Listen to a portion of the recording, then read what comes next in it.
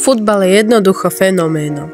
Aj úplní lajci v športe musia obdivovať krásne fanúšikovské choreografie preplnených tribúnach vo forme transparentov alebo klubových pokrikov.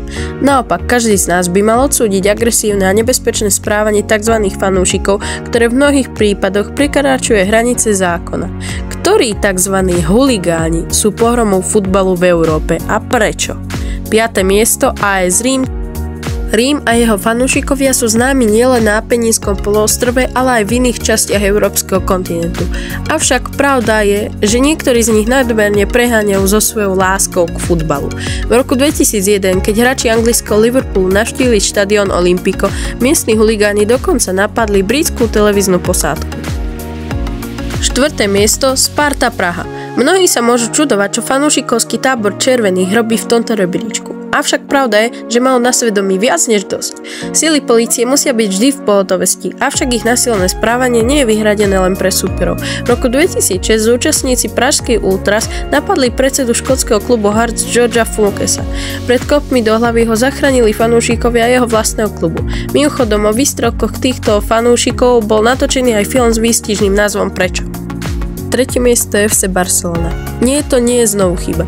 Aj keď je katalánsky futbalový gigant spojený s domácimi a európskymi úspechmi klubu, pre mnohých je známy aj svojou temnou stránkou. V 80. rokoch vznikla extrémistická skupina fanúšikov, ktorá sa nazývala Boys Noise alebo Šialení chlapci. Je to extrémna pravicová separatistická skupina, ktorá sa angažuje vo väzňov a agresiu dokonca pácha aj mimo futbalových štadiónov. V roku 1991 jeden z ich členov smrteľne bodol fanúšika súpera Espaňolu, ktorý podľahol svojim zraneniam. Od roku 2003 je ich prítomnosť na domácom štadióne Nou Camp zakázaná. Súčasný prezident klubu Joan Laporta našiel na svojom prahu hákových kríž a hrozby smrti ako varovanie. 2. miesto Galatasaray Istanbul. Galatasaray je už 10 ročia známy svojimi hlučnými a niekedy príliš násilnými fanúšikmi, najmä doma na štadióne. Zaujímavo sú dokonca uvedení aj v Guinnessovej knihe rekordov ako najhlučnejší fanúšikovia na svete. Jednej noci v semifinále pohára UEFA radikálna skupina známa ako Noční strážcovia smrteľne zbila 2 fanúšikov anglického Leedsu. 1. miesto Wisla Kraków, Poľsko.